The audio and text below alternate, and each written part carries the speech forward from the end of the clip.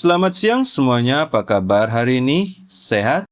Kembali lagi di channel Duk Cinema. Kali ini kita akan menceritakan film tentang perjuangan para penyintas yang bertahan hidup di dunia yang terisolasi, di mana virus telah berevolusi dan ancaman tidak hanya datang dari yang terinfeksi, tetapi juga manusia lain. Langsung saja kita bahas alur cerita filmnya yang berjudul 28 Years Later, dirilis pada tahun 2025. Kabut tipis menggantung di atas laut yang tenang, seolah menahan napas bersama dunia yang telah lama kehilangan suaranya. Pulau kecil itu berdiri seperti sisa terakhir peradaban, dikelilingi pagar, diawasi menara kayu, dan dihuni manusia-manusia yang hidup dengan aturan lebih ketat dari hukum manapun. Di tempat itu, kehidupan bukan tentang kebebasan, melainkan tentang bertahan satu hari lagi tanpa mati.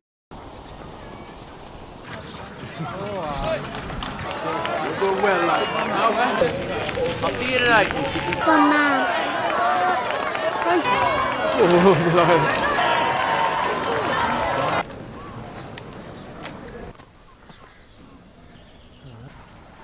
We're all excited for you. Well, lad. Go and find you. There are no rescues of all the people we lost in the past. And Nothing.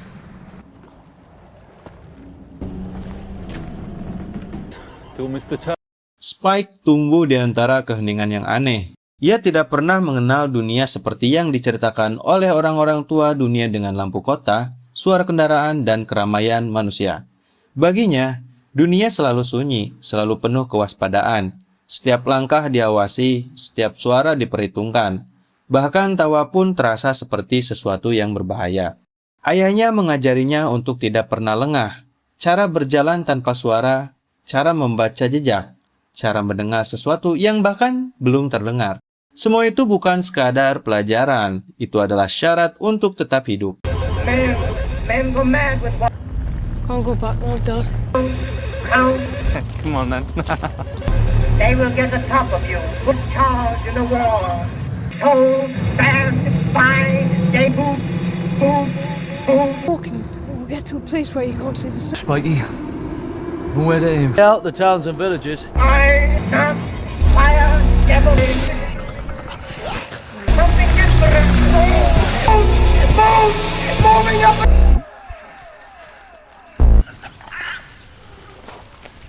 If there's one visible, then strong enough for the chest.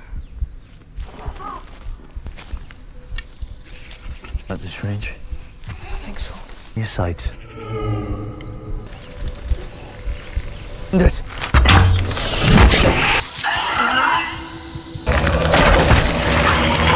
Namun di balik semua ketegasan itu, ada sesuatu yang tidak pernah ia ucapkan. Ketakutan. Ketakutan yang terlalu besar untuk dijelaskan, terlalu nyata untuk diabaikan. Ibunya adalah satu-satunya hal yang terasa hangat di dunia Spike. Tapi kehangatan itu perlahan memudar. Penyakit yang tidak dikenal menggerogoti tubuhnya dari dalam. Napasnya menjadi berat, matanya sering kosong, dan tubuhnya semakin lemah seiring waktu. Tidak ada yang tahu apa yang salah, tidak ada yang tahu bagaimana menyembuhkannya. You're going to school today? Why not? So why isn't he going to school? 2 times. Spoke about what, Jamie? Land. Yeah. Crazy! He's a fucking murderer! Dad, you go down. Your dad was... Cunt! Spike. Spike. So hot. It's just the weather, Mom. I got you some... Eat a bit when you feel like it.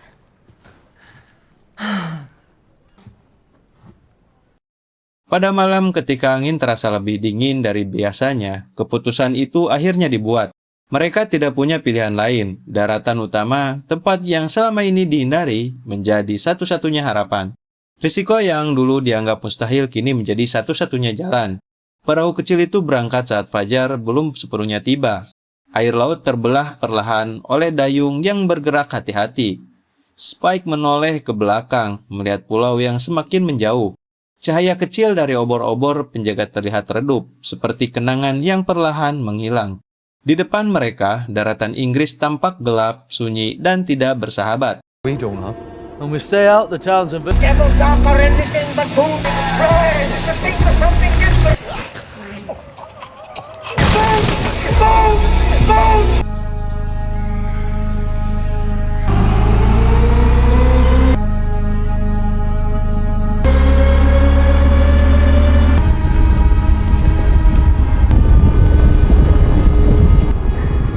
They're beautiful.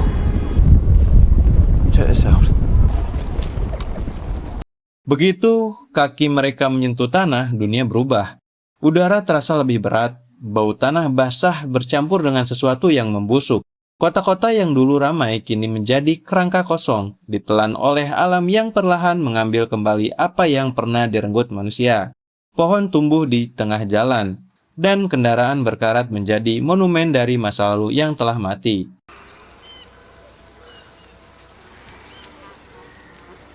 I really like it.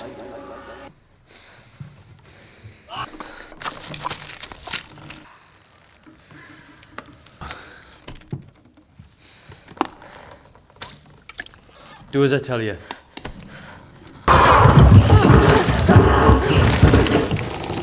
What happened? He's infected. Their home is so precious. Takes away their minds.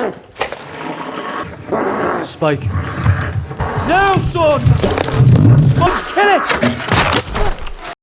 Mereka bergerak dalam diam, setiap langkah diperhitungkan. Ayah Spike memberi isyarat dengan tangan, mengarahkan tanpa suara. Tidak ada ruang untuk kesalahan, tidak ada kesempatan kedua. Lalu, sesuatu bergerak. Cepat, terlalu cepat. Spike hampir tidak sempat melihatnya dengan jelas. Hanya bayangan yang melintas di antara reruntuhan. Mereka bersembunyi, menahan nafas, sementara jantungnya berdetak begitu keras hingga terasa seperti akan mengkhianatinya. Sosok itu berhenti sejenak di kejauhan, seolah merasakan keberadaan mereka, sebelum akhirnya menghilang. Itu bukan sekadar terinfeksi, itu sesuatu yang lain.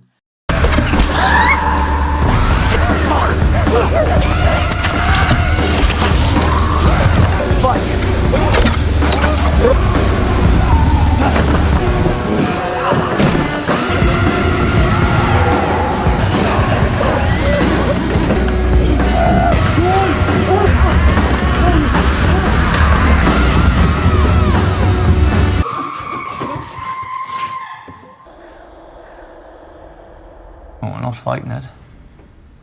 Not like the others. Hari-hari berikutnya dipenuhi ketegangan yang tak pernah benar-benar reda. Mereka melihat jejak-jejak yang tidak masuk akal. Pola pergerakan, tanda bahwa makhluk-makhluk itu tidak lagi bergerak secara acak. Dunia ini telah berubah dan perubahan itu tidak membawa harapan. Good. All right.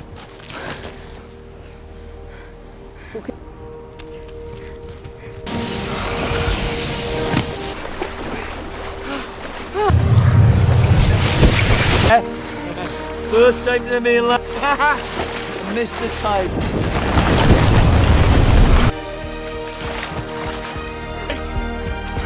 Run! Get up! Spike! Fucking go! You can!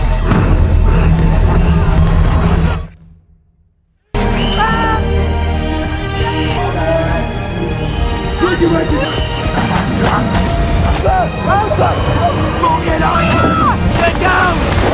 Go! Go! Namun ancaman tidak hanya datang dari mereka yang terinfeksi. Di suatu malam yang dingin, mereka menemukan tanda-tanda keberadaan manusia lain. Api unggun yang baru padam, bekas kaki, dan sesuatu yang lebih mengerikan, jejak kekerasan yang disengaja.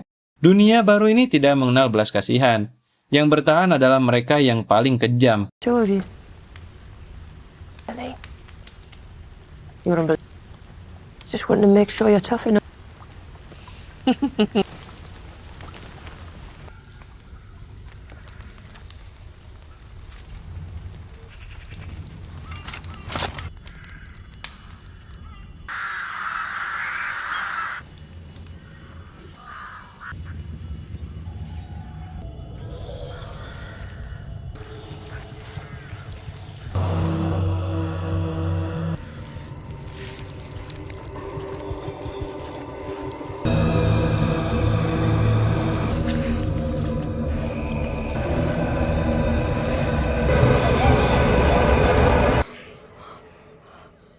I don't know.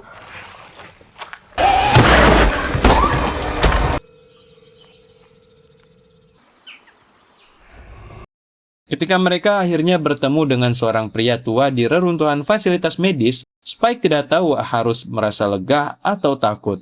Pria itu berbicara dengan nada yang tidak stabil, tetapi matanya tajam. Ia berbicara tentang virus seperti seorang ilmuwan yang masih hidup di masa lalu. Virus itu tidak berhenti, katanya pelan. Ia belajar. Ia menjelaskan bahwa rek virus telah berubah, beradaptasi. Tidak semua terinfeksi kehilangan segalanya.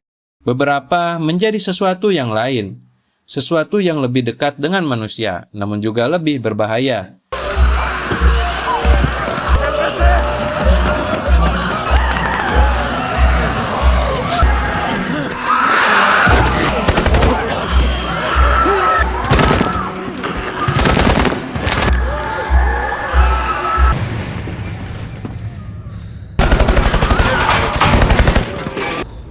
Che ha fatto?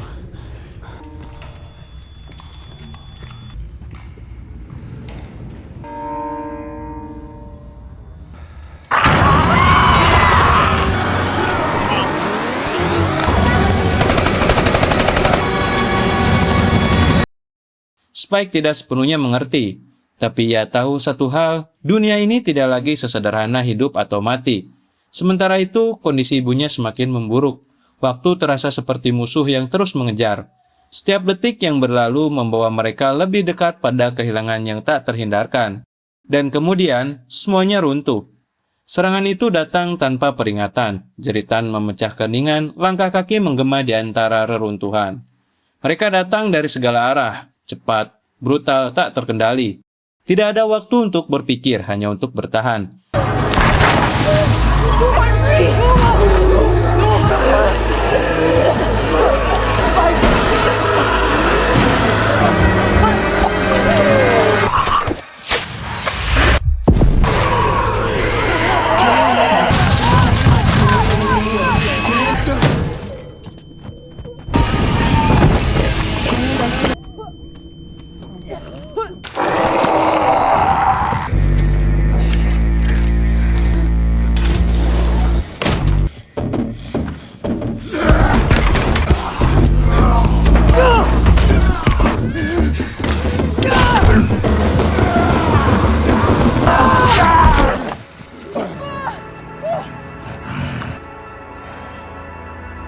Morphine, xylazine.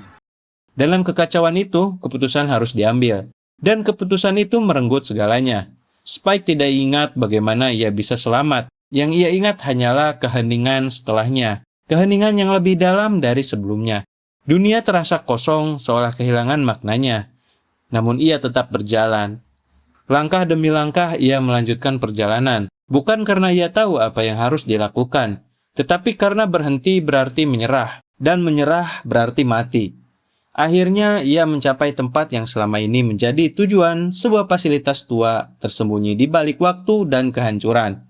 Di sana, sisa-sisa dunia lama masih bertahan, rapuh namun belum sepenuhnya hilang. His name was Eric. Eric home.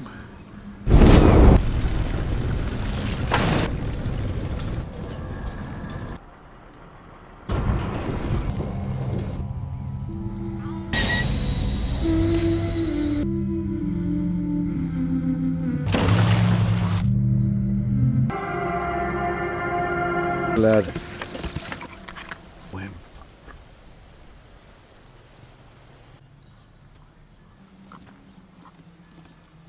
Ia menemukan jawaban, tapi jawaban itu tidak sederhana. Tidak ada penyembuhan yang mudah, tidak ada cara untuk mengembalikan dunia seperti dulu. Semua yang tersisa hanyalah pilihan, bertahan, berubah, atau menghilang. Diagnostic equipment, and I can't answer. As metastasized breasts and lymph nodes. But not all of me is can understand. What are you saying? I was too scared. Will it hurt? When? It's hard to say. Can't be happening. Doctor, please. If you tell us where one was, I Spike. can go. Spike. so hard to get here.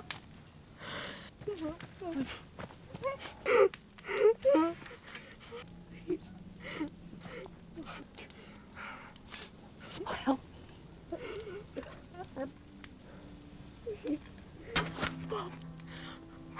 Shh, just rest. Memento mori. Stay here with the baby.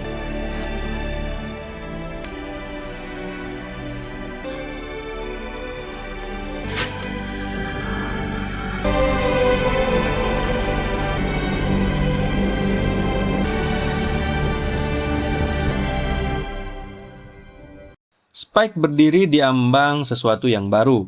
Dunia lama telah mati, tapi di antara reruntuhan itu kehidupan masih berusaha menemukan jalannya. Dan mungkin itu sudah cukup.